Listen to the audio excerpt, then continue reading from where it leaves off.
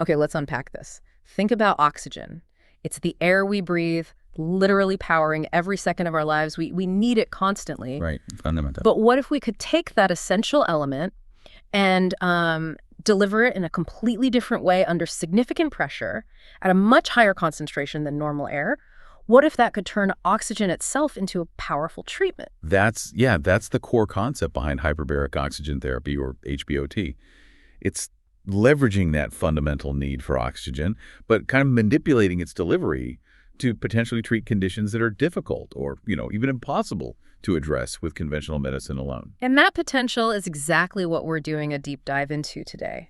We've got a stack of sources here: systematic reviews, meta-analyses, clinical reports that explore where HBO is being used and, well, what the research actually says. We're looking at chronic wounds that refuse to heal, like diabetic foot ulcers, life-threatening infections that spread rapidly, damage caused by necessary medical treatments like radiation therapy, and even complex neurological conditions like Alzheimer's and stroke. It's quite a range, and our mission really is to be your guides through these studies.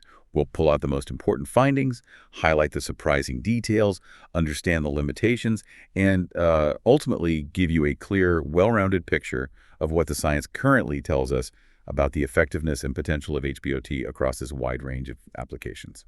Absolutely. So let's start at the absolute beginning. We breathe air, which has oxygen in it, and our bodies handle that just fine under normal circumstances. How is HBOT fundamentally different, and, why does that difference matter so much? It's a great question, and understanding the basic physiology is key. So under normal atmospheric pressure, we breathe air that's roughly 21% oxygen. That oxygen enters our lungs, crosses into the bloodstream, and the vast majority of it binds to hemoglobin, the protein molecule found within our red blood cells. Right. Think of hemoglobin as the dedicated oxygen carrier. Only a very small amount of oxygen actually dissolves directly into the liquid part of our blood, the plasma. Right, so most of the oxygen is like luggage specifically packed onto the hemoglobin train inside the red blood cell. Exactly. This hemoglobin-based transport system is incredibly efficient for getting oxygen to tissues under normal conditions. But there are situations where that system becomes less effective. Okay. If blood vessels are damaged or narrowed, maybe due to chronic disease like diabetes or acute injury, swelling, or radiation damage, the red blood cells carrying the hemoglobin can't easily reach certain areas.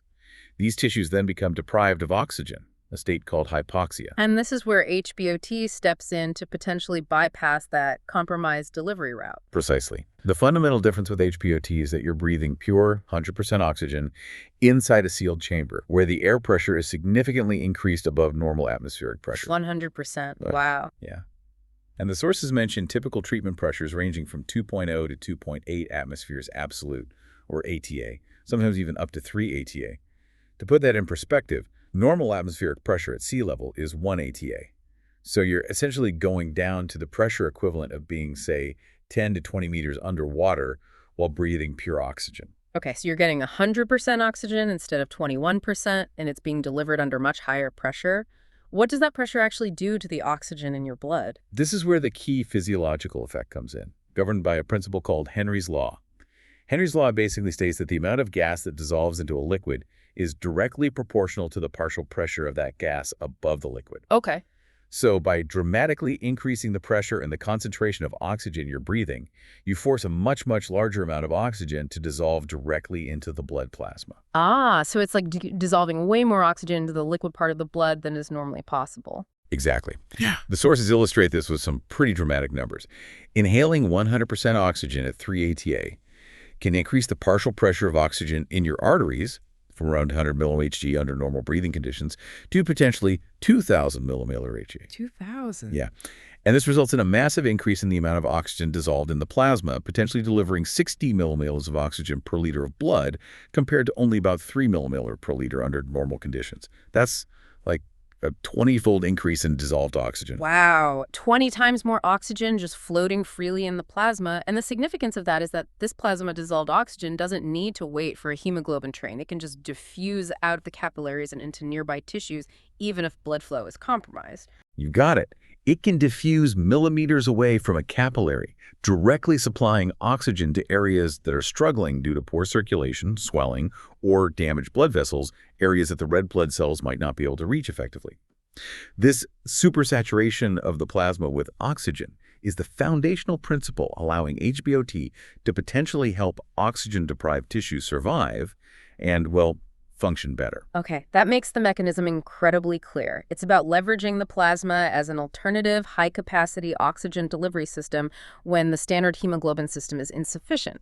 Now that we understand the what and the how, let's really dig into the where, looking at the specific conditions and findings from our sources, starting with those challenging wounds we mentioned. Absolutely. Chronic diabetic foot ulcers, or DFUs, are a major focus in these sources. These are wounds on the feet of people with diabetes that are, well, notoriously difficult to heal. Diabetes damages blood vessels, nerves, and the immune system, all of which impede the normal wound healing process. Even small cuts or blisters can become chronic, non-healing ulcers, leading to severe infection, tissue death, and a high risk of amputation. The sources mentioned the Wagner scale, which is a common system classifying these ulcers from class 1, which is superficial, up to class V, which is extensive gangrene affecting most of the foot. It's a really devastating complication of diabetes. So how is HBOT being evaluated as a potential aid for these incredibly stubborn wounds? We have a systematic review here focused specifically on HBOT for chronic DFUs. They looked for clinical trials published over a 15-year period from 2008 to 2023 that included a control group for comparison and specifically enrolled patients whose ulcers hadn't healed with standard treatments alone. Okay. They excluded things like reviews, case reports, animal studies to focus on the highest level of clinical evidence they could gather. Okay, so they were specifically looking at the toughest cases where conventional approaches hadn't worked. What were the study objectives for this review? The primary goal was to see if adding HBOT to standard care improved the treatment of ulcers and, crucially, reduced the need for amputation compared to standard care alone. They also looked at the rates of complete wound healing and how HBOT might impact outcomes related to prosthetic fitting if amputation was still necessary. And what did they find when they looked across these different studies? What were the characteristics of the patients and the HBOT protocols? Well, the studies they included generally involved patients with DFUs that had been present for at least 1 to 6 months despite prior treatment. Sample sizes varied quite a bit, from as small as 15 patients in one study mentioned, up to larger cohorts with average patient ages around 55 to 61 years old. Right. One specific note was that one study included patients who had already undergone one amputation on the other leg, which, obviously meant they couldn't assess amputation as an outcome for those specific individuals. Makes sense. As for the HBOT protocols, there was also variation. Treatment durations ranged from 2 to 8 weeks, with the total number of sessions typically falling between 20 and 40. Some studies used single-person chambers, others used multi-place chambers where several patients are treated simultaneously. Pressures were generally between 2.4 and 2.5 ATA, and the time spent at pressure per session was often between 60 and 120 minutes. So a fair amount of variability in the approach across the different trials. Given that, what do the review's findings suggest about HBOT's effectiveness for DFU healing and amputation prevention? The review suggested overall positive trends, potential benefits on ulcer healing and severity, a decrease in amputation rate, and improved quality of life. And some individual studies included in the review did report statistically significant positive results. For example, a study by Chen et al. Found statistically significant improvements in both ulcer severity scores and a reduction in the amputation rate. That sounds quite promising, especially for reducing amputations, which is such a critical outcome for DFU patients. It does, and that's a hopeful signal. However, this is where the importance of looking at multiple studies and sources comes in, right? The same systematic review also highlighted studies that did not find statistically significant benefits. Oh, okay. For instance, the review noted that Fedorko et al. Found NO significant differences between the HBOT group and the control group for either the amputation rate or the rate of ulcer healing. Another study by Clark and Hussey found significant improvements only in the amputation rate, but not in the rate of complete wound healing. So despite the physiological rationale and some positive individual studies, the overall picture from this review is actually quite mixed when it comes to consistently demonstrating improved healing and reduced amputation across all studies. Exactly. That's the key takeaway from this specific review on DFUs. While HBOT is often used as an option after conventional treatment has failed, and some studies are positive, others in the review did not show those same statistically significant improvements in core outcomes like complete healing or amputation prevention. It suggests its impact might be more variable for this condition than one might initially expect, or maybe that the optimal way to use it for DFU still needs more consistent evidence. That discrepancy between the apparent physiological benefit and the mixed clinical trial results is really interesting. How do the sources discuss how HBOT is supposed to help these wounds heal, even if the evidence is mixed? Well, the mechanisms proposed align directly with getting oxygen to deprived tissues. The increased dissolved oxygen can help promote vital aspects of the healing cascade. This includes stimulating the growth of fibroblasts, which are crucial for synthesizing new connective tissue and collagen. The building blocks, essentially. Right, the building blocks, and encouraging angiogenesis, the formation of new blood vessels. Essentially, HBOT aims to jumpstart the biological processes needed to rebuild tissue and improve blood flow in areas that are starved for oxygen and nutrients. This mechanism is strongly supported across the sources as a general effect of HBOT on tissue repair.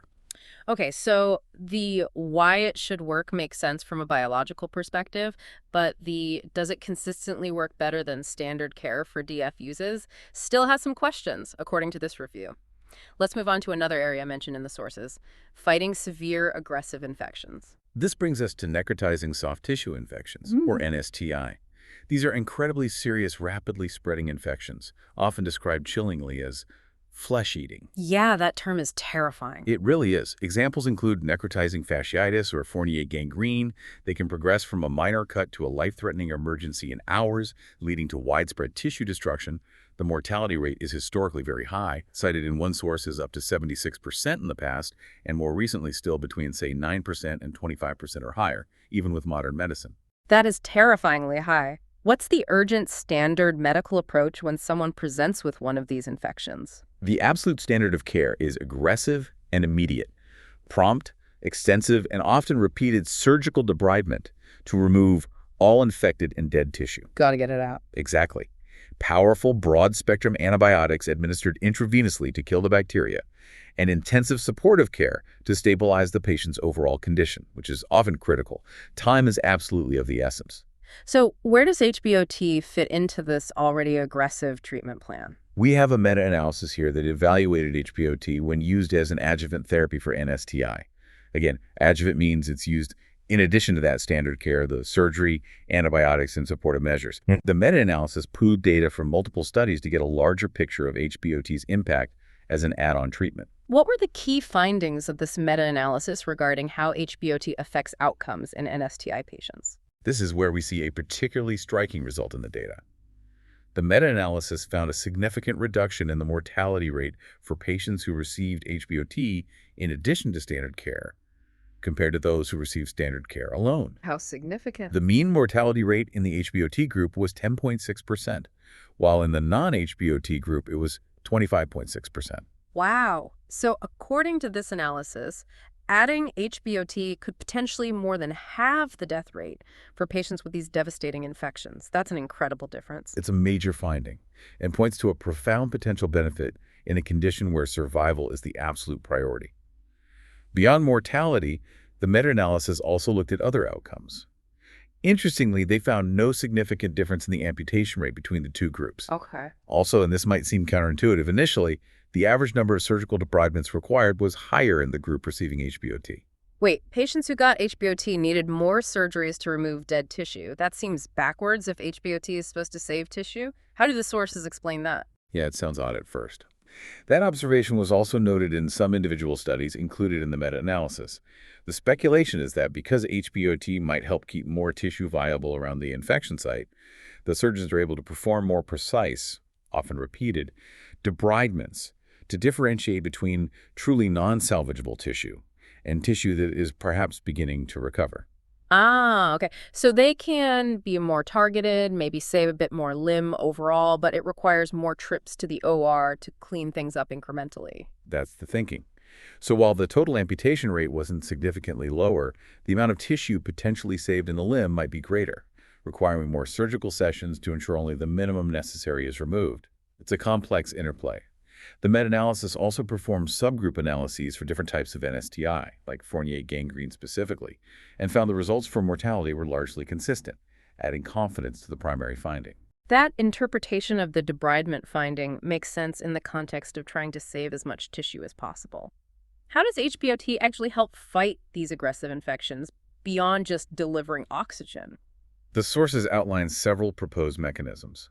First, HBOT has a direct antimicrobial effect, especially against certain anaerobic bacteria that thrive in low-oxygen environments, like Clostridium perfringens, a common cause of gas gangrene. Right, those hate oxygen. Exactly. High oxygen levels under pressure can directly inhibit their growth and toxin production, partly by increasing the formation of oxygen-free radicals that are toxic to these specific bacteria. So it's like hitting the bacteria directly with a dose of something they can't tolerate. Precisely. Beyond that, HBOT is also thought to enhance the activity of white blood cells, particularly neutrophils, which are a key part of our immune defense that engulf and destroy bacteria. It can also improve the effectiveness of certain antibiotics that work better in high oxygen environments. Okay, boosting the body's own fight. Yes, and it plays an anti-inflammatory role by modulating inflammatory cytokines, helping to reduce the runaway inflammation that contributes to tissue damage in an STI. Of course, its primary role of combating tissue hypoxia, getting oxygen to starved cells, is also crucial, as these infections rapidly cut off blood supply. It sounds like a multi-pronged attack, directly harming some bacteria, boosting the immune system, reducing collateral damage from inflammation, and supporting the tissue itself. Did the sources mention any specific patient factors that might make an STI worse or relate to this treatment? Yes, diabetes is highlighted again as significant risk factor and comorbidity in NSTI patients, just as it was for DFUs. Makes sense.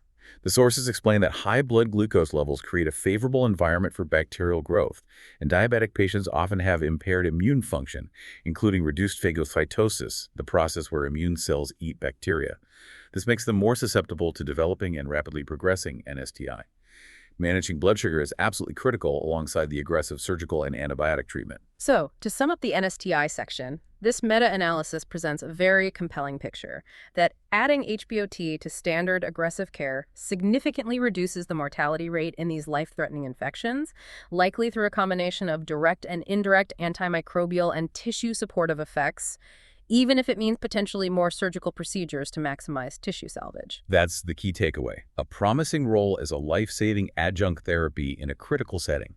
Let's shift gears again and look at how HBOT is being used to treat damage caused by another medical intervention, radiation therapy for cancer. Radiation is vital for treating many cancers, but it can unfortunately damage healthy surrounding tissues, sometimes years later. That's a major challenge, particularly in the pelvic area after radiation for cancers like prostate or cervical cancer.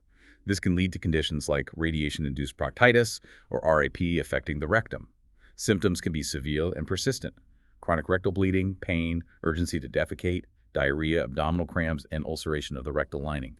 It can significantly impact a patient's quality of life long after their cancer treatment is over. That sounds incredibly debilitating. What are the standard ways doctors try to manage these symptoms? Standard treatments include medical approaches like topical medications like formalin or sucralfate or enemas, endoscopic procedures like argon plasma coagulation or APC, which uses heat to seal bleeding vessels and is often a first-line approach for bleeding, and sometimes surgery in very severe or refractory cases. However, as one source notes, there isn't one universally accepted gold standard treatment that works perfectly for everyone. And HBOT is emerging as another option here. Yes, and importantly, it's an area where there's significant clinical support and consensus. The sources highlight that HBOT has a strong recommendation from major expert bodies like the 10th European Consensus Conference on Hyperbaric Medicine. Oh, okay. Receiving a Type 1 recommendation and Level B evidence for treating soft tissue radionecrosis, which includes RIP. It's recognized as an effective and safe therapeutic option for managing these late radiation effects. A strong recommendation from an expert consensus conference carries a lot of weight. Let's look at the specific study on RIP in our sources to see how it's being used in practice and what the results were. This is a retrospective study from a hospital in Portugal, reviewing their experience with HBOT for RIP patients treated between 2013 and 2023.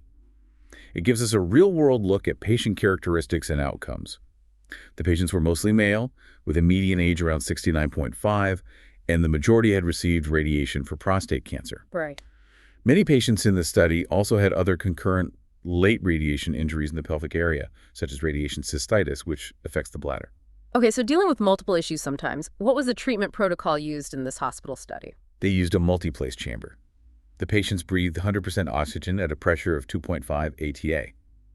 Each session involves 70 minutes at the target pressure breathing oxygen, usually within a total time of about 100 minutes, including descent, a short air break to minimize oxygen toxicity risk, and ascent. Air breaks, okay. Yeah, standard procedure. This was performed once daily, typically 5 times a week.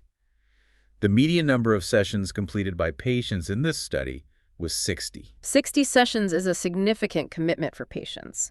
What kind of results did they see in terms of symptom improvement for these RIP patients? The results from this retrospective study were very positive for symptom relief. They reported a high overall clinical response rate of 94.3% among the patients. 94%, wow. Yeah, meaning that nearly everyone experienced either a complete or partial improvement in their RIP symptoms. Looking specifically at hematochezia, or rectal bleeding, which is a very common and distressing symptom, the resolution rate was also extremely high at 93.7%, complete or partial resolution. Only a small percentage, about 5.7%, of patients did not show any response to the treatment. Those are incredibly high response rates for a condition that is often chronic and difficult to manage. Did the study identify any factors that seem to influence how well patients responded? Yes, they did look at that. They found that achieving partial or complete responses to overall symptoms might require fewer than 70 sessions for some patients. However, if the primary or only symptom was isolated rectal bleeding, patients tended to require at least 70 sessions for that symptom to resolve. Interesting. And interestingly, they also found that patients who had at least 2 concurrent late radiation tissue injuries in the pelvic area seemed to be more associated with a complete response to the HBOT treatment. That last point is quite counterintuitive. You'd think having more problems might make treatment less effective. Any speculation in the source about why that might be? It wasn't deeply explored in this specific paper, but one could speculate that perhaps when the radiation damage is more widespread, the systemic effects of HBOT, its ability to improve oxygenation, reduce inflammation, and promote tissue repair more broadly across the region become even more beneficial and noticeable compared to very localized damage. Or perhaps patients with more widespread issues were more motivated or selected for the treatment differently. It's an interesting observation that warrants further investigation. And what about safety and side effects with this treatment protocol, especially with 60 sessions? The study reinforces that HBOT is considered a safe treatment for RIP. The most common side effect they observed was reversible ear barotrauma, which is discomfort or pain in the ears caused by the pressure changes. Right, like on an airplane sometimes. It's exactly, just more pronounced. This affected about 20.5% of patients in this study. The study also noted that the total number of HBOT sessions completed was a predictor of experiencing side effects, which makes sense. More time under pressure means a higher chance of pressure-related issues like ear problems. But these are generally manageable side effects compared to the severity of RIP symptoms. It sounds like the benefits in terms of symptom relief, particularly for bleeding, are substantial for the vast majority of patients in this study with manageable risks. Was there any mention of that controversy we saw in the DFU section where not all studies are uniformly positive? Yes, the source briefly mentions the HOT2 clinical trial, which generated some controversy by concluding that HBOT was ineffective for chronic bowel dysfunction after pelvic radiation therapy. However, the authors of the RIP study we reviewed pointed out that limitations in the design or patient selection of the HOT2 trial have been noted by experts, which could potentially explain the difference in findings compared to their positive results and the broader consensus supporting HBOT for radionecrosis. Okay, so while there might be a differing study, the weight of evidence and expert opinion supported by this study's high response rates seems to strongly position HBOT as an effective and safe treatment option for radiation-induced proctitis, particularly for alleviating severe symptoms like bleeding. That's an accurate summary of the picture presented in these sources for RIP. Seems pretty clear for this one. Let's pivot now to the brain-complex neurological conditions. How could a therapy based on pressurized oxygen potentially help with issues like Alzheimer's disease or stroke, where the problems are often related to nerve cell function or death? The underlying rationale, again, goes back to oxygen delivery. The brain is an extremely high-energy organ with a constant high demand for oxygen. A huge demand. Huge. Any condition that compromises blood flow or damages brain tissue can lead to localized areas of hypoxia or impaired metabolism. The theory is that by dramatically increasing the amount of oxygen dissolved in the plasma, HBOT could potentially deliver oxygen to these struggling areas, supporting neural function and survival, and potentially triggering repair mechanisms. Let's tackle Alzheimer's disease, AD, first. It's a devastating condition, and current treatments have very limited ability to significantly slow or reverse its progression. What do the sources say about HBOT's potential role here? We have a recent meta-analysis that specifically investigated HBOT for Alzheimer's disease. It's important to clarify this focused on AD, characterized by amyloid plaques and tau tangles, not vascular dementia, which is related more to blood vessel damage and mini-strokes. Different causes. Got it. Important distinction. This meta-analysis included 11 randomized controlled trials, pooling data from a total of 847 participants with AD. Pooling data from multiple trials for AD is valuable, given the complexity of the disease. What were the findings of this meta-analysis regarding HBOT's effects on AD patients? The results from this meta-analysis were, well, quite remarkable. They reported that HBOT significantly ameliorated key outcome measures used to assess cognitive function and daily living abilities in AD patients. Specifically, patients receiving HBOT showed significant improvement in their scores on the Mini-Mental State Exam, MMSE. The MMSE is a very common test for cognitive impairment. What did that improvement look like numerically, and what does it mean? The meta-analysis reported a mean difference, MD, of 3.08 points improvement on the MMSE scale for the HBOT group compared to the control.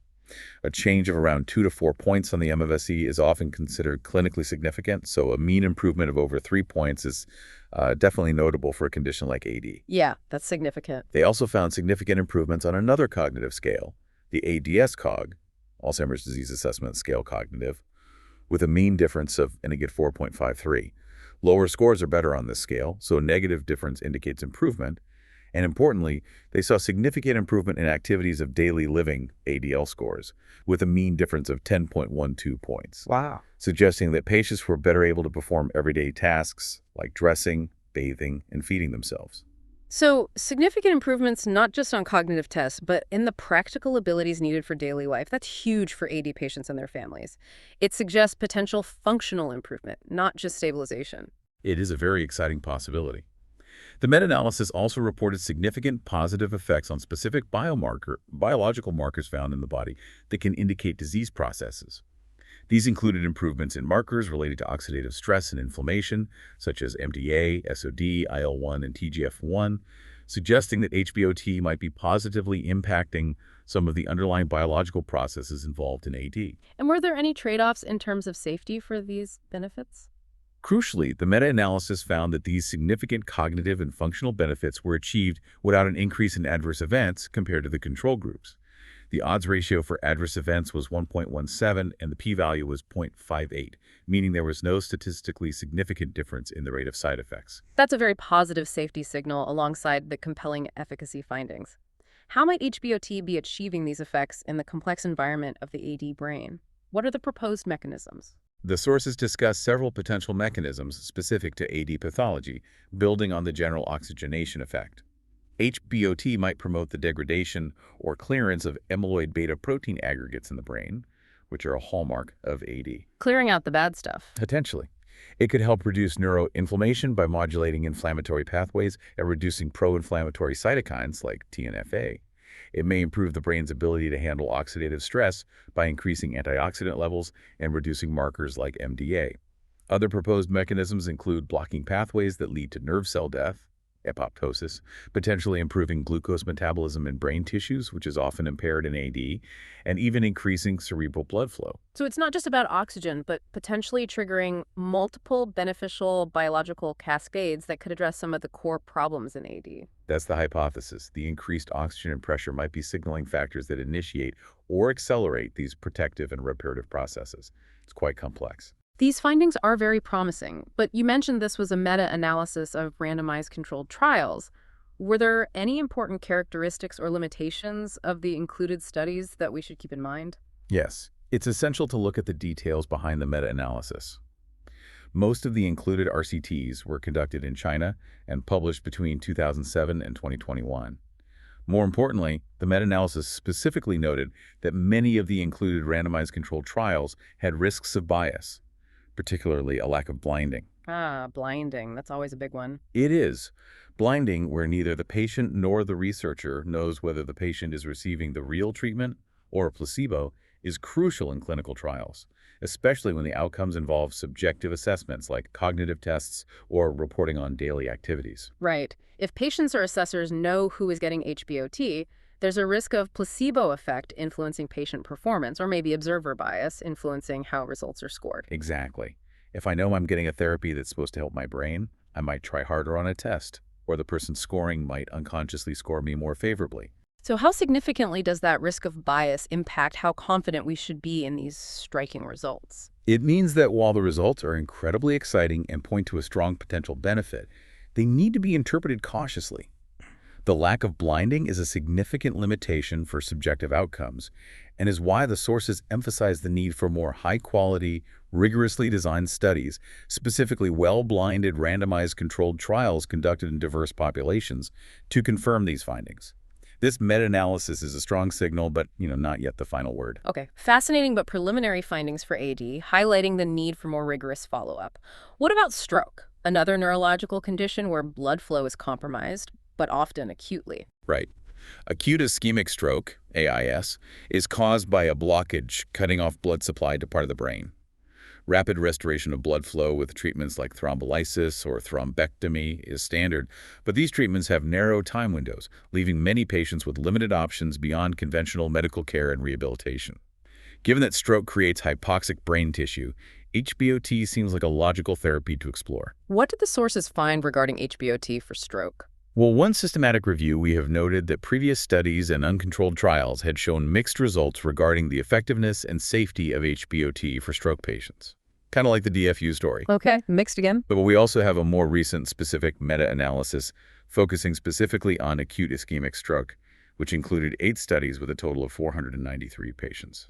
And what did the specific AIS meta-analysis conclude? Was it as positive as the AD findings? This meta-analysis had more mixed results compared to the AD analysis. It found no statistically significant differences between the HBOT group and the control group for several commonly used stroke outcome measures, such as the NIHSS score, which measures stroke severity, or the Barthel Index, which assesses basic activities of daily living like feeding and bathing. They also didn't find significant differences in various inflammation markers they measured. So no significant improvement in those key measures of severity or basic function? Not statistically significant in this particular analysis, no. However, they did find a significant improvement in the modified Rankin score in the HBOT group. Okay, tell me about that one. The modified Rankin score is another scale used to measure the degree of disability and functional outcome after a stroke, ranging from 0, no symptoms, to 6, death. So a significant improvement here is still a positive signal for overall function, how disabled someone is. Okay, so one measure of functional outcome showed a benefit, but others didn't. What about safety for stroke patients undergoing HBOT? The meta-analysis reported a lower incidence of adverse events overall in the HBOT group compared to the control group at the end of the treatment period. However, this difference was not statistically significant when they looked at adverse events at the follow-up period of 6 months or less. Interesting. So maybe safer short-term? Possibly. While serious adverse events like heart failure or death were reported in some of the individual studies included, these are often very sick patients, the rate was lower in the HBOT group at the immediate end of treatment in this analysis, although this short-term safety advantage didn't hold up statistically at later follow-up. So some mixed signals here. One functional outcome measure is positive, but others aren't, and a potential short-term safety advantage that doesn't persist. What about patients who have had a stroke longer ago in the chronic phase? The neuropsychology review we have touches on this. It notes findings in chronic stroke patients, where the initial damage has occurred and rehab is ongoing. One study mentioned found significant improvements across all cognitive domains like memory, attention, executive function after 40 to 60 HBOT sessions. All domains. That sounds pretty good. It does. Another smaller study found improvements specifically in memory and executive function after 2 distinct periods of HBOT sessions that were administered months after the stroke occurred. However, the review also mentions earlier studies in chronic stroke patients that found no significant cognitive change after HBOT. So similar to the DFU picture, the evidence for stroke is also mixed, but with some intriguing signals, particularly potentially for cognitive function in the chronic phase. That's right. The AIS meta-analysis shows some positive indicators, but not broad efficacy across all measures. The chronic stroke data is also inconsistent, but suggests potential for cognitive benefits that warrant further investigation. It's an area that clearly needs more research to define which stroke patients at what stage and with what protocols might benefit most. Are there any other neurological conditions briefly mentioned in the sources where cognitive effects of HBOT have been explored? Yes, the neuropsychology review also touches on traumatic brain injury, TBI, and carbon monoxide CO poisoning. What did it indicate about TBI? For traumatic brain injury, the findings cited were also mixed, similar to stroke. Some studies reported significant cognitive improvement after HBOT in TBI patients, while others did not observe significant changes in cognitive function. It's a complex injury, and again, more research is needed to clarify HBO's role. And how about CO poisoning? That seems like a direct oxygen problem. For carbon monoxide poisoning, the findings appear more consistently positive in the sources. HBOT may improve cognitive functioning and play a neuroprotective role after CO poisoning. Carbon monoxide is particularly insidious because it binds to hemoglobin much more effectively than oxygen, essentially blocking oxygen transport. Right, hijacks the system. Exactly. Since HBOT delivers oxygen dissolved in plasma, bypassing the compromised hemoglobin, it's physiologically well-suited to counteract CO poisoning and alleviate the resulting brain hypoxia. Some studies mentioned in the review showed cognitive improvement, often measured by the MMSE, after HBOT treatment for CO poisoning. So, HBOT's mechanism of delivering oxygen independent of hemoglobin makes it a particularly relevant therapy for CO poisoning. And the findings seem more consistently positive for cognitive recovery there compared to TBI or even acute stroke. That's the picture presented in these sources. It's a specific scenario where the mechanism directly addresses the underlying problem caused by the poison. A clearer case, perhaps. Okay, we've covered a remarkable range of conditions, from chronic wounds and acute infections to radiation damage and brain issues. Before we wrap up, let's talk about overall safety based on these sources, and then zoom out to look at the broader mechanisms beyond just getting more oxygen to tissues. Sure. Based on the sources we've reviewed, HBOT is generally described as safe and well-tolerated for the studied conditions. Yep. This was noted in the studies on RIP, the meta-analysis on AD, and the meta-analysis on stroke. What were the most frequently reported side effects or adverse events? We mentioned ear issues. Yes. The most common side effect across the studies tends to be pressure-related. The RIP study, which involved a median of 60 sessions, reported reversible ear barotrauma discomfort or pain in the ear due to pressure changes in about 20.5% of patients. About 1 in 5. Roughly. Yep. Other adverse events mentioned in the stroke meta-analysis included things like claustrophobia, which is understandable in a chamber, fever, ear pain, and rash. The RIP study also specifically found that the total number of sessions was a predictor of experiencing side effects. Again, mostly barotrauma, which makes sense. More exposure, more chance of pressure effects. And were there any serious adverse events noted? Anything beyond the ears or claustrophobia? The stroke meta-analysis mentioned that serious adverse events, such as heart failure or death, were reported in some individual studies they included, occurring in both the HBOT and control groups. These are often complex patients. Yeah. However, as we discussed, the meta-analysis found a lower incidence of adverse events overall in the HBOT group compared to controls at the end of the treatment period, although this difference wasn't statistically significant at later follow-up. So while serious events can unfortunately occur in the patient population studied, the therapy itself did not seem to increase the rate of these events in that analysis, and may have even reduced them initially. That's reassuring. One potential concern people might have is the effect of breathing 100% oxygen under pressure repeatedly on the lungs. Oxygen toxicity, right. What did the sources say about that? That's a very valid concern. Prolonged exposure to high-concentration oxygen can potentially cause lung damage. We have a specific source that assessed pulmonary function after a regimen of 60 daily HBOT sessions using a standard protocol of 2 ATA and 100% oxygen for 90 minutes, including air breaks. 60 daily sessions is a substantial exposure. What did that study find about lung health? The key finding was quite reassuring.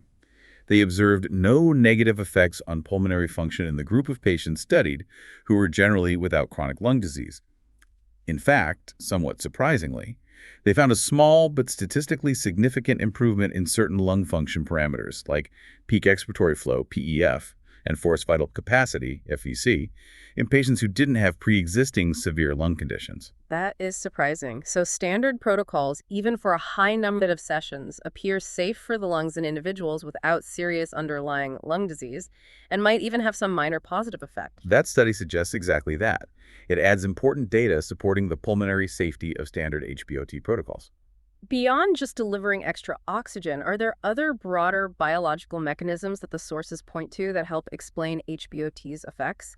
We touched on some for specific conditions, but are there overarching principles? Yes, the sources emphasize that HBOT is a multimodal therapy. Its effects go beyond simply correcting tissue hypoxia. While increased dissolved oxygen allowing diffusion to starved areas is fundamental, it seems to trigger a cascade of other beneficial responses. What are some of those other effects, like the anti-inflammatory aspect? Exactly. It has significant anti-inflammatory potential. This involves decreasing the activation and adhesion of neutrophils, those immune cells that can cause tissue damage in excess, and modulating the production of various cytokines, which are signaling molecules that drive inflammation.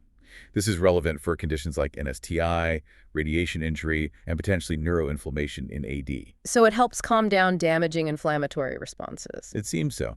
It also strongly promotes wound healing, as we saw discussed for DFUs and NSTI. This involves stimulating the proliferation of fibroblasts and endothelial cells, which are critical for building new tissue and forming new blood vessels, that angiogenesis we mentioned. Encouraging the body's own repair machinery. Precisely. It also has direct and indirect antimicrobial effects, directly by being toxic to certain anaerobic bacteria and indirectly by enhancing the effectiveness of antibiotics and supporting the body's immune cells. And the sources mention more fundamental cellular and molecular effects, influencing gene expression, signaling pathways, and various tissue-level processes that contribute to tissue repair and protection.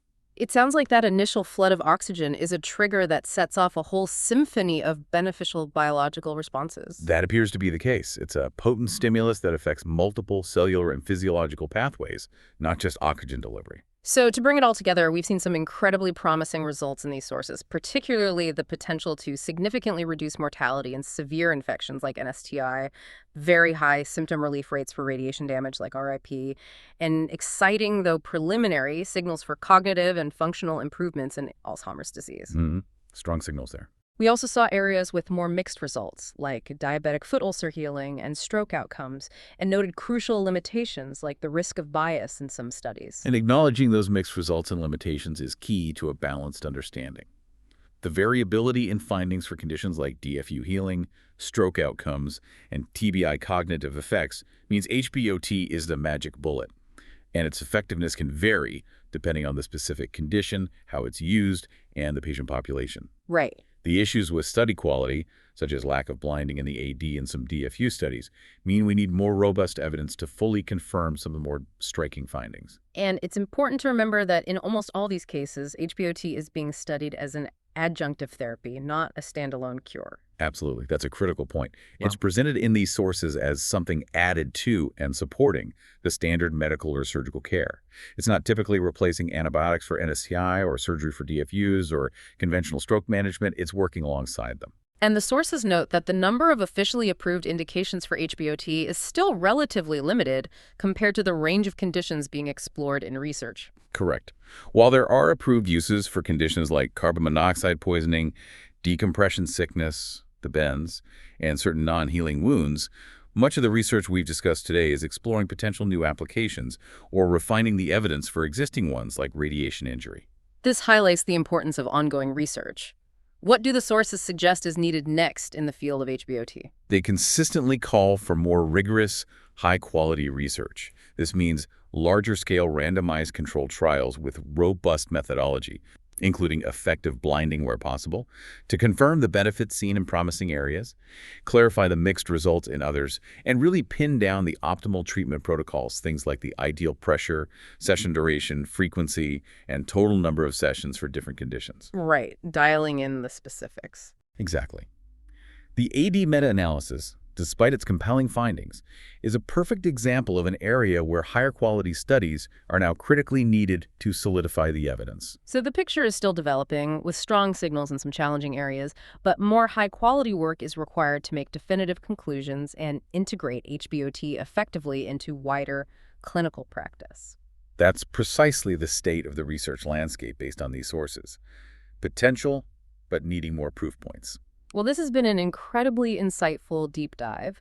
We started with something as fundamental as the air we breathe and explored its remarkable potential when delivered differently as a powerful medical treatment. We've certainly journeyed through some very difficult medical challenges, from chronic wounds that threaten limbs and aggressive infections that threaten lives, to the debilitating effects of radiation therapy and the complex puzzle of neurodegeneration. The key takeaways are pretty clear.